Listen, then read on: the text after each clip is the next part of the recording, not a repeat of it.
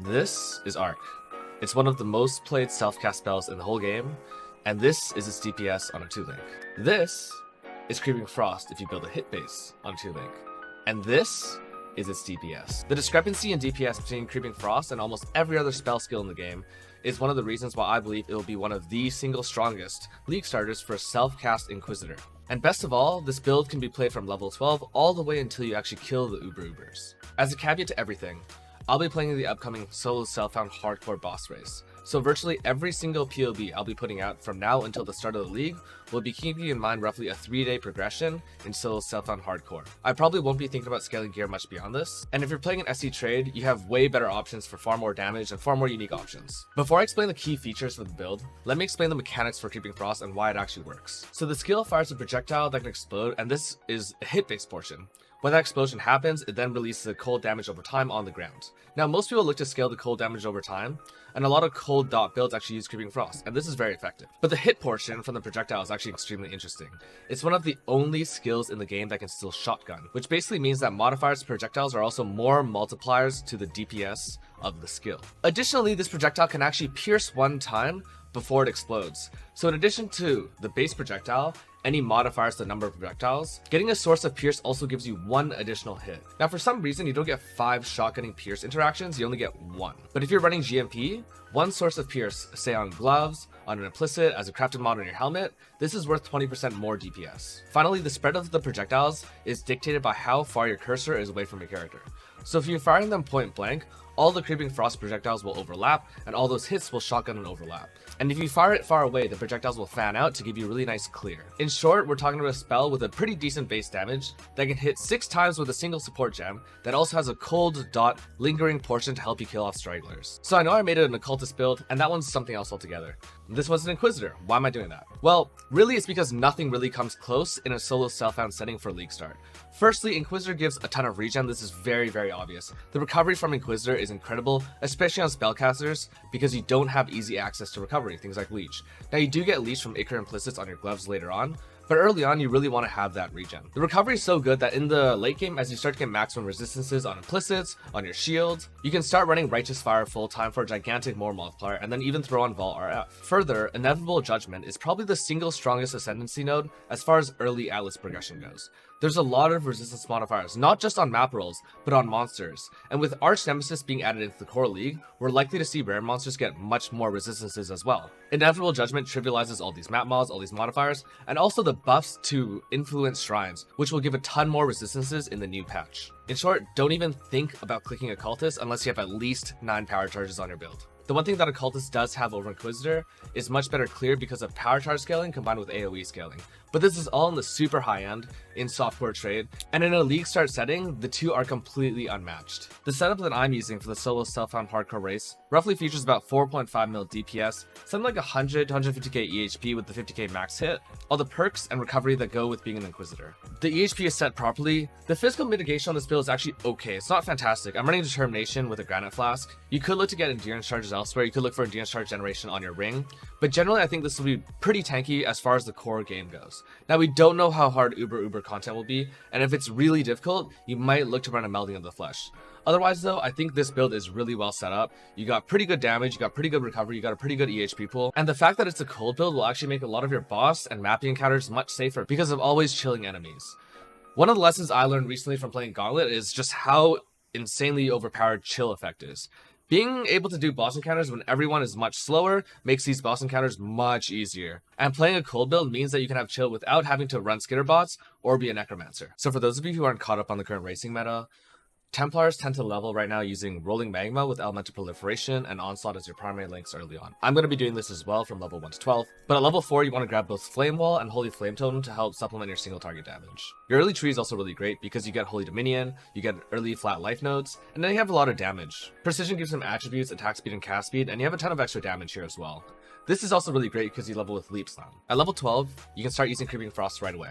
And Pierce is actually one of the biggest nodes you can get. I'm actually starting this with a Ranger meal. In other words, I create a Ranger character, go kill Hillock, and deposit the gems that I get as a Ranger. And this gives you Pierce. Your 3-link is Creeping Frost, Pierce, and Onslaught, because Pierce, when you have no other sources of additional projectiles, is actually a 100% more multiplier on the hit of Creeping Frost. It also has its built-in damage, which is quite nice. As you get towards Act 2 and Act 3, you really want to be grabbing Cold Snap, Vortex, Frost Bomb, Bone Chill support. Even though these are cold dot skills, they both have a hit portion, and really damage over time leveling is a great way to supplement hit leveling on any build. Think about it this way, most hit-based fire skills still level with Armageddon Brand and Ignite Proliferation during acts, because damage over time is just really strong early. Your 4-link will happen sometime around Act 4 or Act 5, and this is when you finally get greater multiple projectiles and your damage spikes through the roof. At this point, you have probably as much damage as an Armageddon Brand Cremation leveling, and this will pretty much carry you all the way through until like yellow maps. On my own SF run that I did recently, I used this exact setup on a 4-link all the way until I killed my first set of Eater of Worlds and Searing Exarch. I think it took me roughly 9 hours on a 4-link to get me to both Eater and Exarch, and this is with no prior knowledge about how to progress the build. The early tree is pretty straightforward, and you will be pathing towards Elemental Overload as soon as possible. And you will be pathing to Elemental Overload relatively early. You won't be going crit until Uberlab. I think it's just much better to be defensive. In SC, you could consider going for Inevitable Judgment early, but in Hardcore, you definitely want to grab the 2 regen nodes right away. I think this is one of the best early trees, and I think the notable things that I go for both practical application and precision, and these are 2 really great quality of life nodes that give you dexterity, which is a stat you're always lacking on this build, and resistances. When you get into Cruel Lab, you really want to go for Sovereignty first, and then path on over here for some nice stuff. Again, more dexterity, some attack speed, some cast speed, and some life. I also try to get the area nodes at this point, because area is going to help your Herald of Ice clear and your Cold Dot clear. You can also see that I've taken Pious Path at this point, and you really shouldn't die the moment you get to Cruel Lab. You should feel extremely survivable as long as you don't get one shot. Merc Lab for this grabs Arcane Sanctuary and the second Aura Cluster, and at this point I also go for Arcane Capacitor. I want to drop my mana flask around the time I'm finishing up acts, and Arcane Capacitor with reduced Clarity reservation is going to let you run Clarity and hopefully drop your mana flask. Even into early maps though, I'm still going to be playing this as a non-crit build. The damage over time portion of the skill is quite strong, and Overload honestly is probably more damage than crit still. The final thing before the default tree is the Uberlab respec, and at Uberlab is when you're really going for that crit respec because of Inevitable Judgment. You'll be getting rid of some of the nodes, and because you use so few regrets while leveling this build, because again you're leveling as Creeping Frost from level 12 onwards, you'll have tons of flexibility on your skill tree to take out all the non-crit stuff, go straight into crit, grab Ghost Dance, and really have big damage now, while being even more survivable. In many ways, this is sort of the final tree, but not actually the final tree. I want to stick with this topside tree because I don't want to have to get T1 suppression rolls on all my gear. Going for this type of tree lets you keep Instinct, and it also makes your gearing requirements slightly easier. In the very late game, you want to be going for a left side centric tree that goes down roughly like this way. I think it goes through Hardy, all the way through here, grab some of this stuff, and gets the max res. And you want to be going for like 90 max res, you go for a Melding of the Flesh setup, and you'd be dropping all of this over here. And this will let you run RF, be super tanky, but it does require much more specific gearing, and your suffixes on gear need to be really well rolled. The gem sockets look really pressured because they are, but that's only because you have so many options. These are your primary links for Creeping Frost. I would say the most important thing is to always have this Vortex, Bone Chill, Arcane Surge on your left click. This is a really great utility and damage setup. Of course, your auras are Grace Determination and Defiance Banner. I also run a Herald of Ice, and this helps out your clear quite a bit on the build. Because you're taking double reservation, and you also run an Ashes of the Star eventually, you can fit in Clarity. A Divine Blessing Life Tap Zealotry gives you a temporary buff aura. This is the thing I'd put in last on the build, and it's not something I used on my own SSF run recently. In your helmet, you want to put Assassin's Mark, Frost Shield, Sigil of Power, and Tornado. This setup in your helmet is incredible for your single target. We're talking about over doubling your single target DPS when you have this properly. The biggest thing is that this actually goes into a trigger helmet, and you pretty much only use it on bosses. My movement skill of choice is usually Frostblink. I do sub out Flame Dash for endgame bossing, and then I use Shield Charge with faster attacks. Evolve Molten Shell, and Molten Shell is what I want to be using. I actually use this completely self-cast now. I don't personally want to use cast and damage taken. I also don't left click this. I want to react to every single damage output in the game. And this is actually the gear that I was using in my SF character. On your wand, you're looking for things like crit multi, spell damage, cast speed, any sort of added spell damage. Because you're an Inquisitor with Inevitable Judgment, added fire, added lightning, added cold spells, they're all great for this build. Your shield, you're going to be looking to harvest reroll this, probably with Reforged Cold, maybe Reforged Casters. You're looking for things like spell damage, life, added gem levels, chaos res, suppression possibly, if you have a different base. The helmet's quite specific. I would say you're looking for generic good mods, but you really want to have an open suffix so that you can craft on the trigger socketed spells when you focus. This lets you drop Sigil of Power, Frost Shield, Assassin's Mark, and Tornado at the exact same time, and synergizes really well with your gloves, which also have a focus modifier. You should be able to one-shot every single T16 boss within the 4-second window that you're using this. You'll see actually a lot of Inquisitor self-cast builds go for this focus setup. All the Spark Inquisitors in the early game should be using this as well.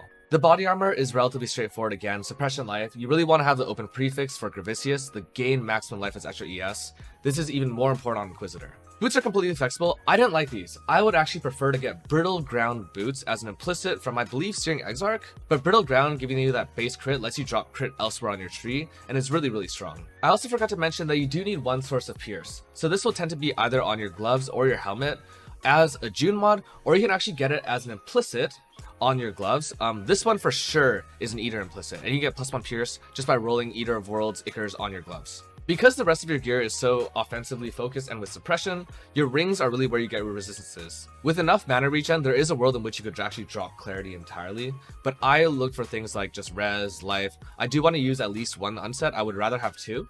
And then your belt is completely flexible. The flasks are straightforward, and then your jewels just want to be life offensive mods, so cast speed, spell crit multi, global crit multi, cold damage, cast speed with cool spells, etc. In general, it's just a build I think that's really well rounded.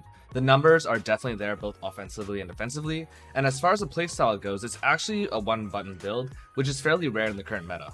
It also has some really insane options in the late game, like going for Crest of Desire and using the Divergent Creeping Frost. That setup is definitely still super insane. In fact, it's more than a double damage multiplier for this build, but there's a 0% chance I'm gonna heist in the league. So if you want to play an Inquisitor build that can really seamlessly transition into a late game Spark Inquisitor, or you want to play something that can be an Aura Stacker much later as a Guardian, I think this is probably the safest and simplest Templar League start self-caster.